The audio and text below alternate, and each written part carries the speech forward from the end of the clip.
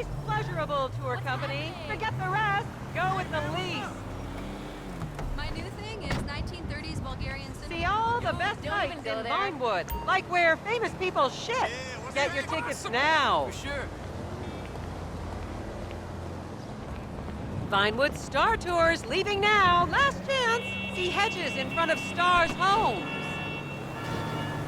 As I am contractually obliged to say, buckle up, everyone. It's showtime.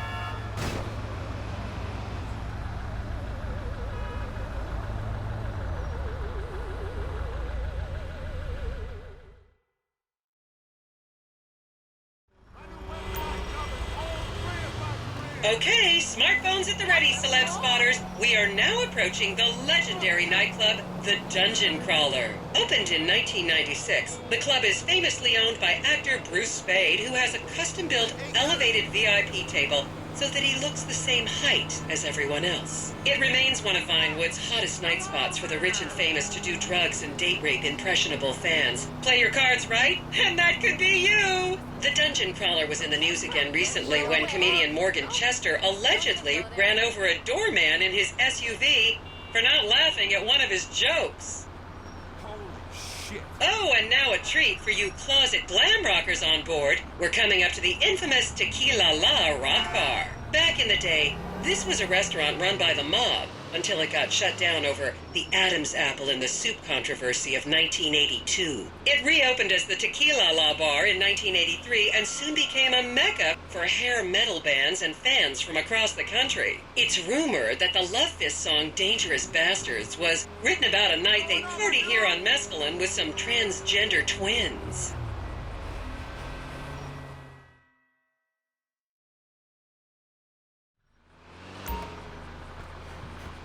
So this is the house of television exercise guru The Craze. You might have seen him degrading himself recently on Rehab Island. Do any of you remember the 80s? Huh, strange times. People didn't go to the gym back then. They did jumping jacks in front of the TV and leg warmers and headbands. The Craze swapped his gold lame leotard for a crack pipe in the 90s, but is reportedly now clean and in the best shape of his life. That's Vinewood's code for he's trying to make a comeback.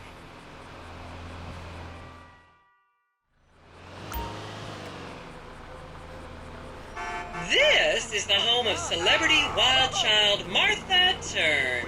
Daughter of 70s comedy star Joni Term, Martha spent her teens partying on booze, her early 20s partying on coke, and her mid-20s staring at her shoes on heroin. Her tell-all autobiography about the difficulties of growing up really rich in Vinewood only sold 30 copies last year.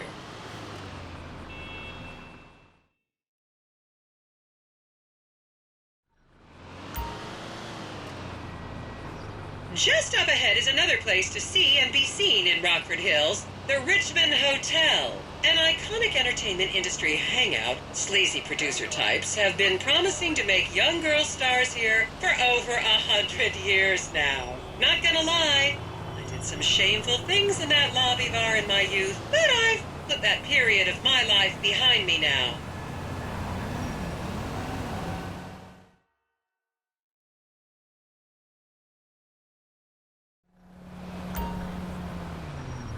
Here you can see the landmark Weasel Theater, which was opened here in Morningwood in 1930. Some of the biggest movies in history have premiered at this theater, including Blue Blood, Shoulder of Orion, and The Many Wives of Alfredo Smith. You might remember the controversial premiere of the gladiator comedy Lions and Donkeys in 1984, when star Chip Hampton walked up the red carpet with two slaves in chains.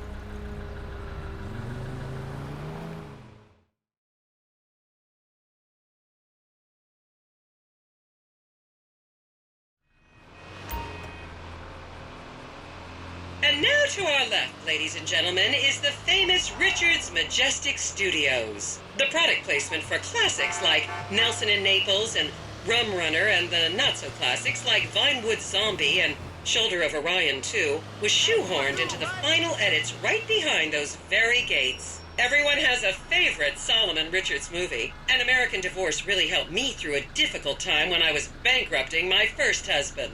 Oh, come on. Don't people in the Midwest watch movies? You must have seen Defender of the Faith. No? Wow. Tough crowd.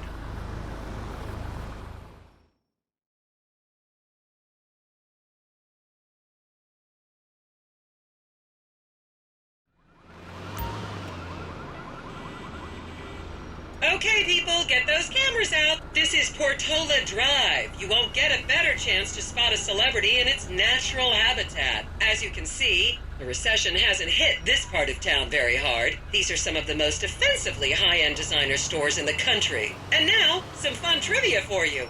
There have been a number of movies shot on Portola Drive, mostly awful ones about rich idiots, including the blockbuster 2005 romantic comedy Shoe Whore, that's credited with sending women's rights back 50 years. The store we're passing now is where British star Charlotte Crown was caught on film in the changing room, eating and purging the same burrito over and over again, just like a dog.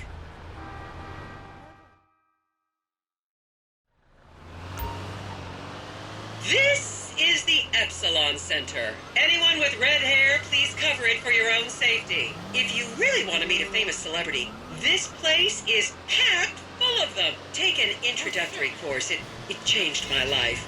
Kifla!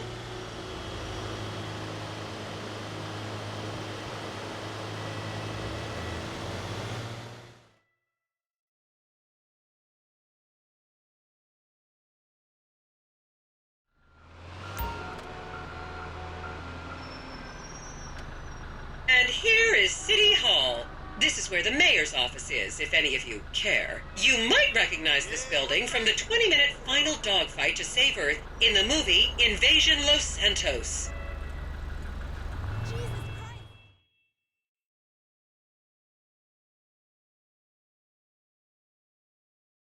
Hey, what's going on, brother? And here we have the beautiful Oriental Theater. Riots broke out on the theater's opening night in 1928 as desperate fans tried to get upskirt shots of the legendary silent movie star Miriam Turner, much like you're doing today, except with really heavy cameras. My daughter tells me it isn't politically correct to say Oriental anymore, but considering some of the other common terms for Asians in the 1920s, the name could have been a lot worse. There's a saying that to go to Los Santos and not see the Oriental Theater is like going to China and not visiting a burger shop. You know, I've never really understood what that means, but...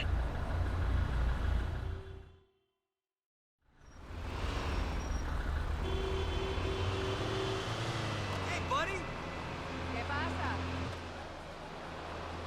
And here we are, back on the strip. As they say in Vinewood, that's a wrap, folks. I hope I managed to take your minds off the economic downturn for just a little while. I'd like to remind any Europeans that 1% is an insult, not a tip. Enjoy the rest of your vacation.